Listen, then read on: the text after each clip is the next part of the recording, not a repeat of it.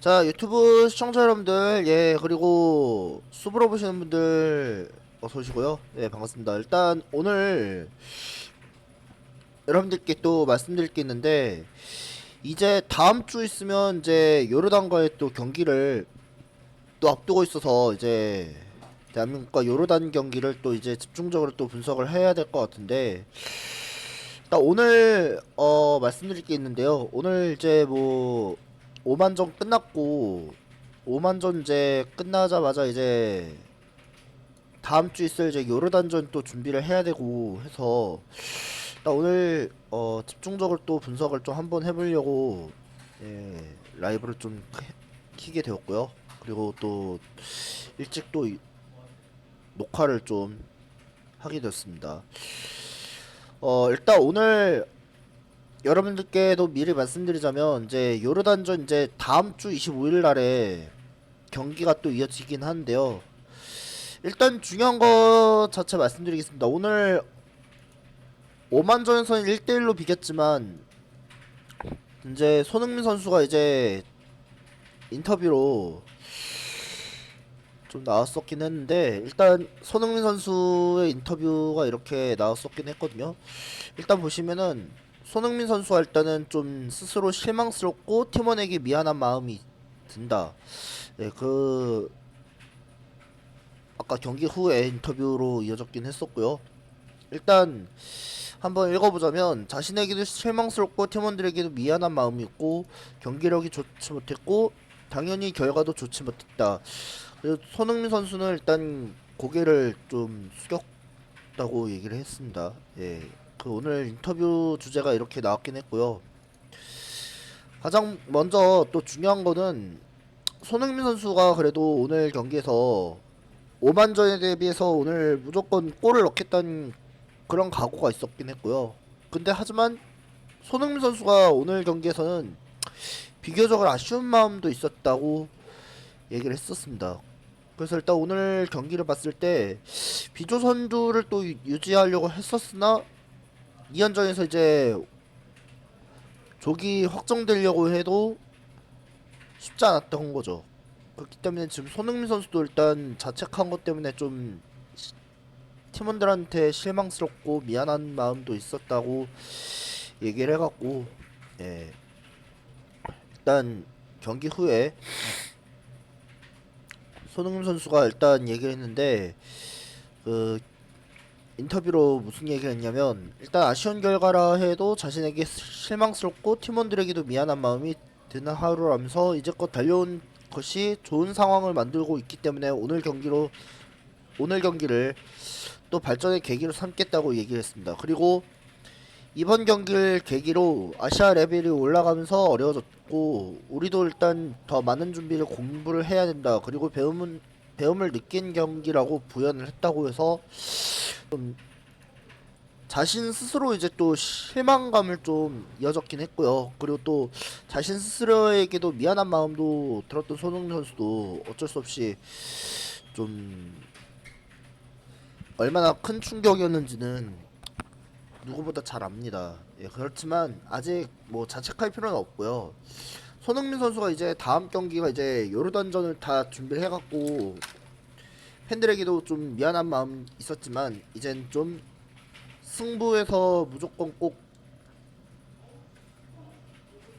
우리 팀이 꼭 이제 승리를 좀 더 가져와야겠구나 생각을 해야 된다고 그렇게 얘기를 했습니다. 그리고 이제 요르단전 잘 준비해갖고 멋진 승리를 좀 보답하겠다고 얘기를 했고 또 그나마 역시나 또 손흥민 선수뿐만 아니라 이제 뭐 모든 선수들도 뭐 이강인 선수라든지 뭐 백승호 선수라든지 모든 선수들도 다 부상 때문에 좀 안 나온 걸로 있었긴 했고 그리고 또 김민재 선수도 그렇지만 황인범 선수, 백승호 선수, 이강인 선수도 다 자체에서 이제 부상 때문에 이어져 갖고 해서 좀 쓰러졌던 걸 알고 있었고 그 결국에는 손흥민 선수가 선수로서 컨트롤할 수 없는 부분이 있었고 그런 결정에 대해서는 할 수 있는 말이 없다며 아쉽기도 하고 불공정한 판정이 많이 나오기도 했었다. 그리고 바꿀 수 없는 상황이기 때문에 다음엔 더 깔끔한 더 좋은 경기를 해야 한다고 강조를 했다고 예, 스포츠 월드에서 예, 스포츠 월드에서 이렇게 좀 질문들이 다 올라왔습니다. 일단 말씀드리자면 이제 다음 주 있을 이제 월드컵 아시아 이제 3차 예선 마지막 여덟 번째 이제 8차전 경기가 이제 바로 아마 이제 다음 주 25일 날에 경기가 있는 거 아시지만, 근데 문제는 손흥민 선수가 자책할 마음도 없어요. 근데 자책할 필요도 없는데 무조건 다음 경기에서 이기겠다는 얘기를 좀 더 했지만 쉽지 않을 수도 있어요. 근데 왜냐면 손흥민 선수가 오늘 경기에서는 좀 아쉬운 마음도 있지만, 근데 확실한 거는 좀 부담감이 좀 있었고, 게다가 다음 경기에서는 이제 뭐 요르단전에서 어떻게 준비를 잘 할 것이냐, 그게 문제였거든요. 근데 오히려 중요한 건 손흥민 선수가 이번 경기에선 좀 느낌적인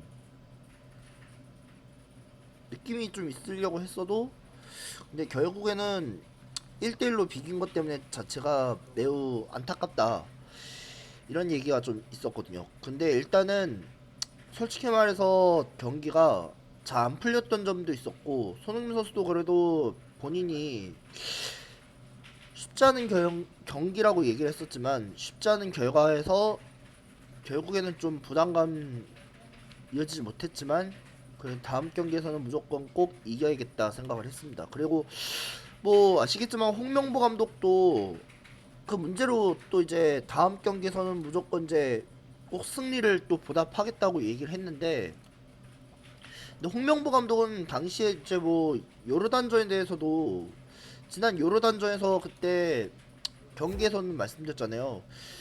지난 요르단전에서 그때 작년에 10월달에 이제 요르단전에서 김민재 선수도 일단 대표팀에서는 나왔었긴 했고, 그 결국에는 2대 0으로 승리했잖아요.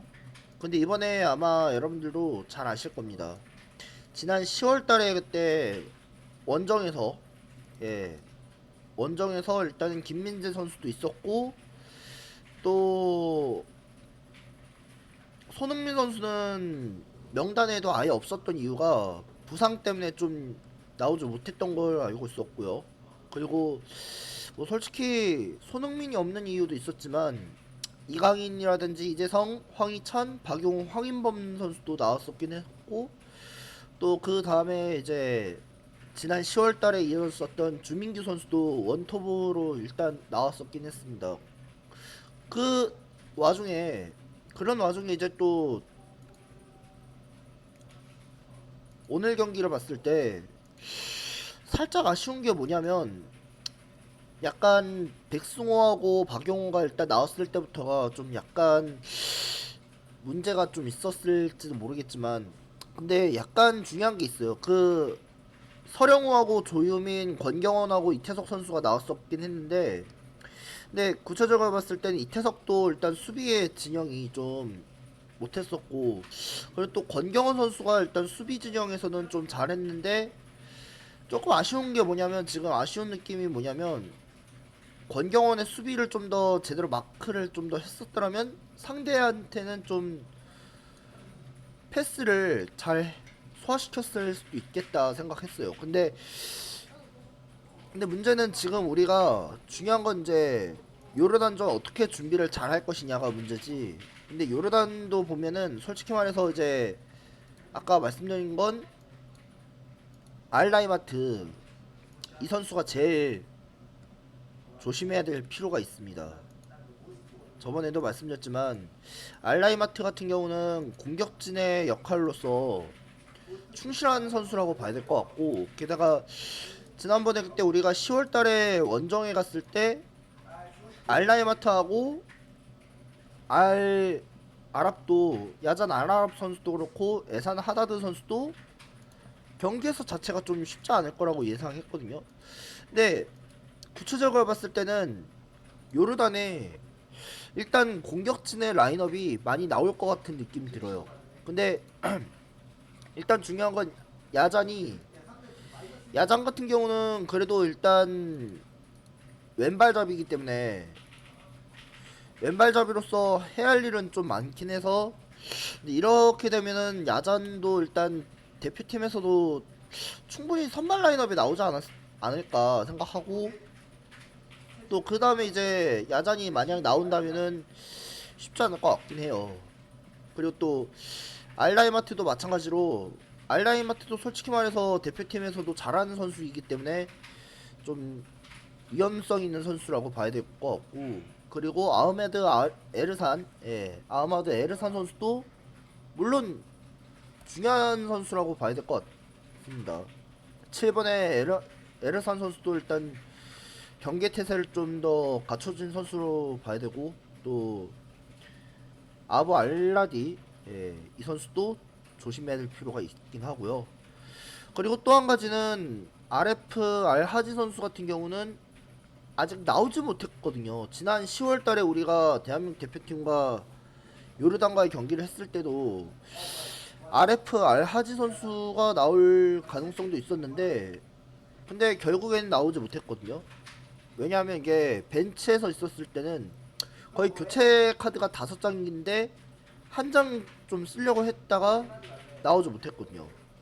더 이상 교체를 할 수가 없기 때문에도 좀 어려운 분위기도 있었고, 그 결국에 우리가 일단은 조심해야 될 건 아까 말씀드린 걸 보면은 에르산 선수하고 알라디, 야잔 알라이마트 선수도 항상 조심해야 될 필요가 있다고 봐야 되거든요.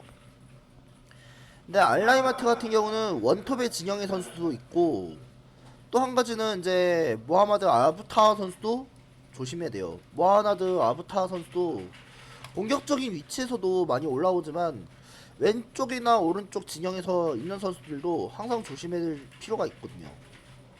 근데 왜냐면 우리가 조금씩 역할을 좀 더 해낸 다음에 그렇게 우리가 공격적으로 역습 찬스 나온다면 그래도 우리가 좀 쉽게 풀어갈 수 있을지 않을까 생각하고 있고,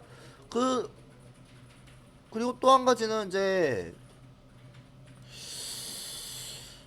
야잔이 그래도 잘할 것 같다는 생각이 좀 들어요. 왜냐? 야잔은 K리그에서 제일 잘 나간 수비 중에 하나지만, 네, 수비수에서도 제일 잘 나간 선수 중에는 야잔뿐만 아니라 뭐 해외 리그에서 경험된 선수들 중에 아마 경력 있다는 선수가 있고요. 그리고 알라이마트 같은 경우는 공격진의 주축에 있는 선수들 가운데에서도 상대를 아예 뚫어버릴 수 있는 능력도 있습니다. 그리고 니자르 알라시단 선수도 항상 조심해야 되겠죠. 등번호 21번 선수도 보니까 알라시단 선수도 일단은 조심해야 될 것도 있고요. 그리고 마흐무드 알마르디 선수도 똑같이 조심해야 될 것 같습니다. 근데 원래 중요한 선수들, 일단 뭐 중요한 선수들 중에 거의 뭐 야잔 선수가 가장 또 철벽 수비로 좀 보이고 있고, 또 골키퍼는 이제 야지드 아블라일라 선수 같은 경우도 조심해야 될 필요가 있거든요. 언제 또 막을 것 같을지 문제지만 약간 그 야신분우 같은 느낌도 들고 해서, 약간 그 모로코에 야신분우가 있다면 이제 요르단에 이 선수가 있죠. 요르단에 야지드 아블라일라 선수가 있다는 점도 염려해야 될 것 같습니다. 아리드블라 일라 선수도 솔직히 말해서 약간 좀 야신분우랑 좀 비슷한 것도 있고, 뭐 아니면 뭐 반데사르 같은 느낌도 들긴 해서 좀 쉽지 않겠지만, 근데 우리가 일단 중요한 건 김주성 선수하고 야잔에 또 서울 라인업에 또 나왔긴 했었지만 같은 FC 서울 라인업에 들어온 선수들이 많잖아요. 근데 이번에 이제 또 적으로 만나갖고 이제 대표팀으로서 이제 나오긴 하지만 과연 이거 어떻게 이겨야 될지가 문제고, 게다가 뭐 솔직히 말해서 이태석 선수도 좀 분발해야 될 필요가 있습니다. 왜냐? 우리가 그동안에 해왔던 경기들을 다 모조리 딱 헛수고가 되면은 완전 경기 다 분위기 망칠 것 같다는 생각이 좀 들어요. 근데 왜냐면 제가 아까 말씀드린 게 뭐냐면 야잔도 일단 항상 조심해야 될 필요가 있고 알라이마트도 일단은 공격성인 매우 위험한 선수이기 때문에 조심해야 될 것 같습니다. 근데 오만도 일단은 그래도 잘했던 거 알고 있었는데 오만을 일단 제가 봤을 때 공격적인 상황이 많이 나왔었긴 했거든요.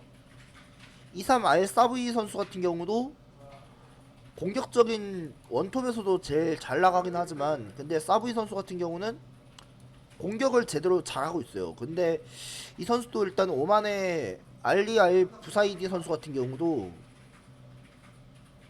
득점은 거의 뭐 있었지만 근데 슈팅 숫자는 2개, 유슈팅 하나, 패스 시도 39개, 패스 성공률 28개거든요. 근데 오히려 우리도 일단 조심해야 될 거는 뭐 아시겠지만 아까 황희찬 선수도 공격을 잘 하고 있는 데마다 갑자기 또 허벅지 또 통증이 또 오려고 하는 것도 있고 또 햄스트링 부상이 이어지면은 더 이상 이제 또 경기에 나설 수가 없을 수도 있습니다. 그게 항상 조심해야 될 건 황희찬이 일단 햄스트링 부상 이후에도 조심해야 될 것도 있고 뭐 조심해야 될 필요가 있고 그리고 또 이재성 선수도 일단은 공격진의 가능성 있는 선수도 매우 좀 봐야겠죠. 근데 일단 이강인 선수도 일단 발목 부상이 좀 문제지만 근데 발목 부상 때문에 못 나올 수도 있지만 만약 나오지 못한다면은 아마 황인범을 내세울 수 있을지 않을까 생각하거든요. 황인범을 만약에 다음 주 요르단전에서 만약 나온다면 가능성은 좀 있을 거라고 봐야 돼요. 왜냐? 아까 제가 말씀드린 건 황인범이 부상 때문에 못 나온 것도 있지만 그 결국에는 이제 요르단전에서 과연 나올 수 있느냐 마느냐가 최대 관건일 수도 있습니다. 다시 말해 우리가 일단 요르단전을 잘 준비를 해갖고 우리가 이제 라인업을 봤을 때 이제 오만전을 봤을 때 4-2-3-1 진영으로 나왔었고 우리가 이제는 요르단전에서는 4-3-3 아니면 4-5-1 포메이션이 나올 수 있다는 점. 근데 만약 3-5-2 포메이션이나 5-4-1 포메이션 4-5-1 포메이션 정도 나온다면 그 정도는 막을 수가 있죠. 근데 5-4-1 포메이션 같은 경우는 생각지도 않을 수도 있지만 5명의 수비진들을 보면은 딱 집중적으로 마크할 수 있다. 그런 점 기대할 수밖에 없고 그리고 뭐 손흥민 선수가 오른쪽이든 왼쪽이든 진영을 또 막겠죠. 근데 만약 3-4-3 포메이션 들고 나온다면 홍명보 감독의 그 작전은 알라이마트나 뭐 아까 말했던 그 알라이마트를 좀 일찍으로 좀 조심해야 될 필요가 있고 아부타 선수도 어린 선수잖아요. 2003년생으로 보이는 선수인데 모하나드 아부타 선수 같은 경우는 2003년생이에요.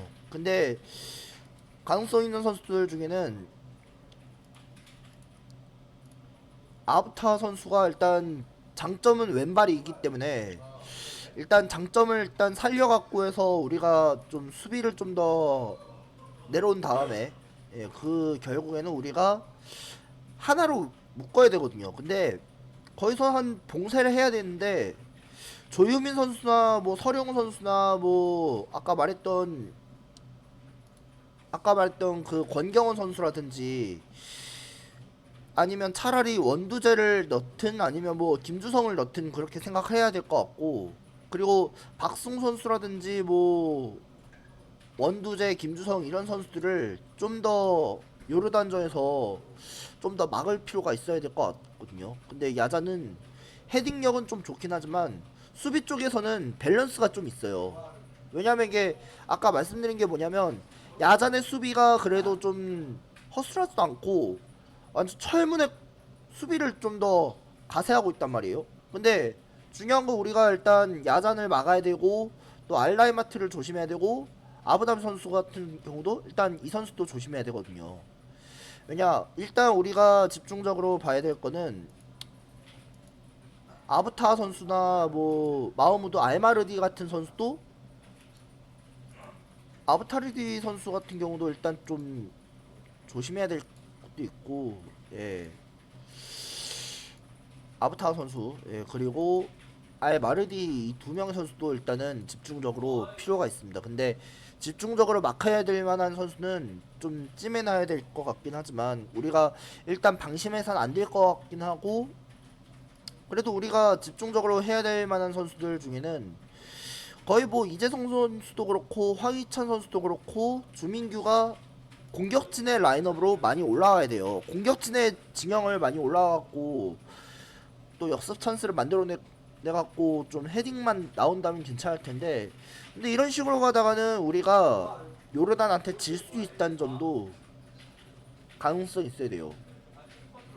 근데 우리가 일단 중요한 거는 손흥민 선수가 지난번에 그때 말씀드렸죠. 손흥민 선수가 이번 요르단전에서 확실히 우리가 막을 수 있는 선수들 중에는 야잔을 무조건 막을 수 있으니까 좀 조심해야 되고, 또 알라이마트나 아까 말했던 아브타 선수, 또 알마르디 선수까지 포함해서 조심해야 될 필요가 있다고 그렇게 생각했는데, 근데 아브타 선수나 뭐 알마르디 선수 같은 경우는 틀림없이 공격적인 위치도 많이 나올 것 같고 해서, 근데 아브타 선수도 그렇지만 알마르디 선수도 장점은 왼발이나 오른발 정도는 쓰고 있는 선수들이 있어요. 근데 양발잡이 있는 선수들 가운데는 쉽지 않기 때문에 우리가 조심해야 될 거는 아브타비나 뭐 이런 선수들도 좀 조심해야 될 것 같거든요. 아브타 선수나 뭐 알마르디 선수 같은 경우도 문제없이 좀 막아내야 됩니다.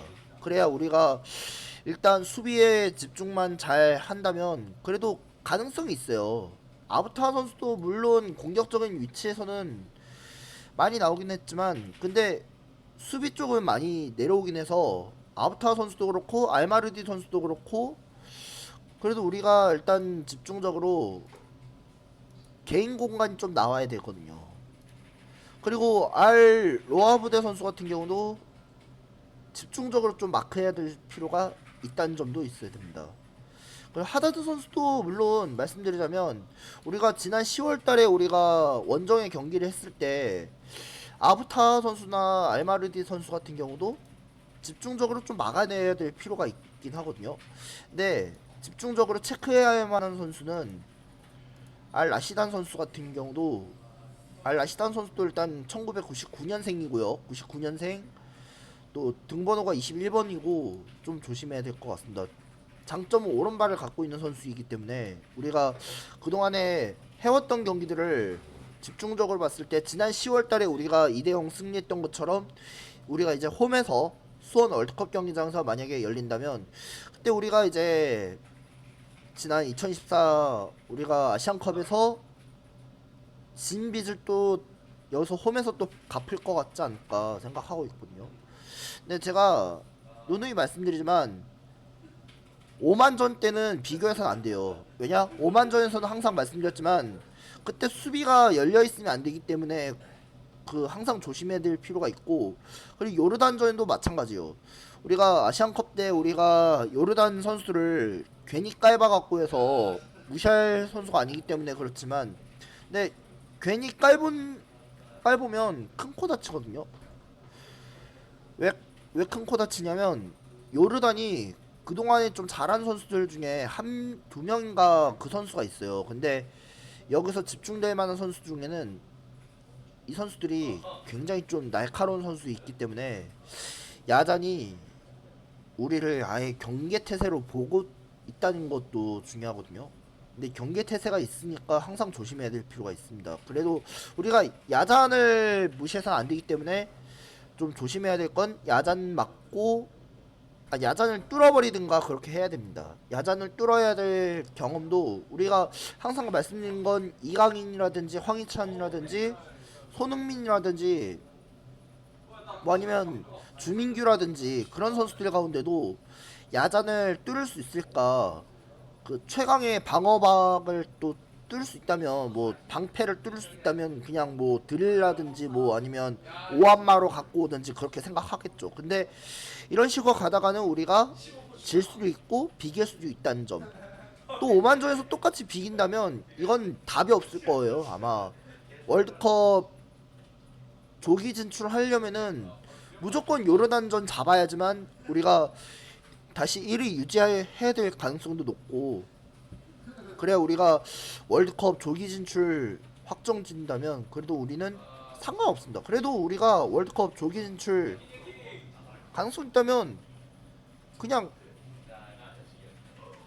뚫리면 안 되고, 뚫어버리면 그러다가 큰 코 다칠 수 있습니다. 한순간에 위기가 다가올 수 있기 때문에 조심해야 돼요. 자, 아무튼간 일단 다음주 3월 25일 3월 25일 화요일 저녁 8시에 이제 대한민국과 요르단과의 경기가 이제 다음주 이제 수원 월드컵 경기장에서 하고, 근데 수원에서 이제 만약에 이 경기에서 이기면 우리는 이제 조별 1위로 무난하게 통과할 수도 있죠. 근데 아시아 3차에선 근데 이제 3차에선 순위를 보면은 지금 우리가 지금 일단 아직까지 1위잖아요 여러분들. 근데 아직 우리가 1위인데 요르단이 올라올 가능성도 높단 말이에요.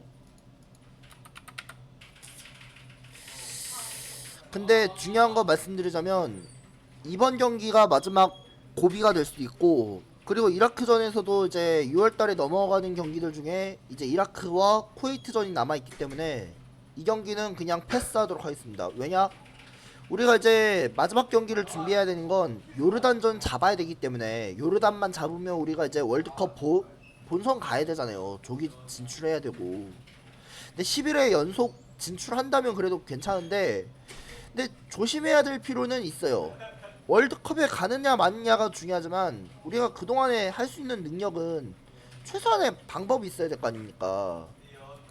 근데 지금 우리가 전적을 봤을 때 경기에서 우리가 흐트러지면 큰일 나니까 거의 뭐 조심해야 될 필요가 있어야 돼요.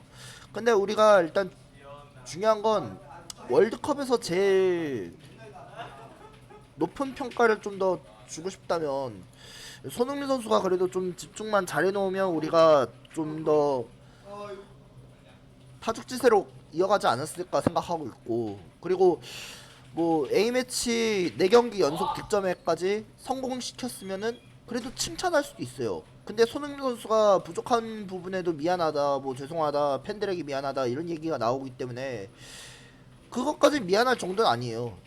미안해할 필요 없습니다. 왜냐? 손흥민 선수도 그래도 나름대로 잘했는데 아쉬운 거는 오만전에서 4경기 연속 득점이 무산됐다는 점도 좀 아쉬운 것도 있어요. 근데 요르단전에서는 다시 한번 4경기 연속 득점 다시 도전한다면 그래도 필요가 있을지도 모릅니다. 예. 아무튼 이렇게 제가 집중 분석을 해왔는데, 요르단도 솔직히 말해서 요르단을 어떻게 준비를 잘해야 될지가 문제거든요. 근데 대한민국과 요르단과의 경기를 봤을 때 일단 집중으로 봤을 경기를 말씀드리자면요, 전적이 있습니다. 우리가 일단 현재까지로서는 전적이 있는데,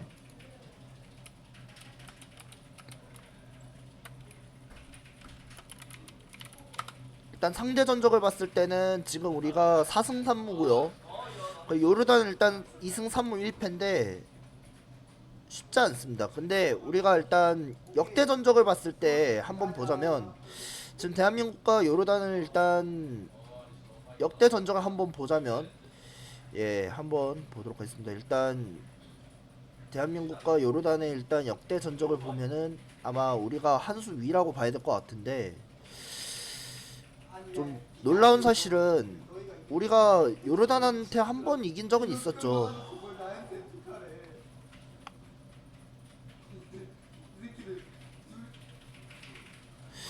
근데 우리가 일단 요르단을 어떻게 잡을지가 굉장히 좀 중요하지만, 아무튼 우리가 일단 쉽게 이어갈 필요가 없을 것 같긴 하지만 무조건 잡을 필요가 있다고 봐야 되고, 근데 알라이마트나 뭐 이 선수들도 항상 조심해야 될 필요가 있다고 봐야겠죠. 근데 저희도 일단 저도 물론 이제 다음 주 화요일 날에 저녁 7시 반까지 그때 다시 월드컵 3차 예선 중계할 거니까 많은 기대 좀 부탁드리겠습니다. 자, 아무튼 오늘 일단 분석도 일단 여기까지 하고 일단 우리가 이제 잡을 만한 경기들 중에는 이제 요르단만 잡으면 월드컵 본선 11회 연속 본선 진출 확정될 수 있으니까 다음 주 화요일쯤에 아마 MBC에서 할 겁니다. MBC에서 하고 그리고 또 쿠팡 플레이에서도 하니까 많은 기대 좀 부탁드리겠고요. 그리고 또 마지막으로 말씀드리자면 요르단 특히 우리를 또 도발할 수 있으니까 조심해야 합니다. 자, 일단 오늘 녹화는 여기까지 하도록 하겠습니다.